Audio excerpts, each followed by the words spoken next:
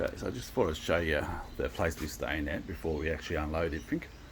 So we're at Umina Ocean Beach Caravan Park. So we actually got a disability cabin because Kerry's ankle and knee are really bothering her. So we've got a nice balcony here. So, but I haven't even been in here yet. I've literally just opened the door. So TV, you've got big TV, which is good. Big lounge. Got your table. Got your kitchen. Heaps of space in here. I suppose obviously it's for people with wheelchairs also, I guess. Then you got one bedroom here which has got a single bed, and then you got bunk beds,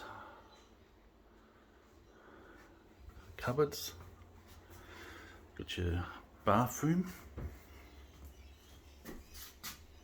and got your shower, good shower head.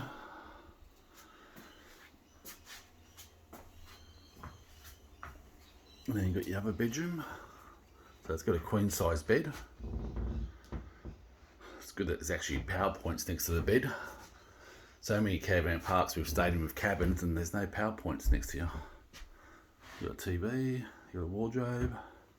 So it looks quite good. So we're here for 2 days, so it should be nice. We've got a nice balcony outside too. And there's a bush turkey over there walking around. You got seats,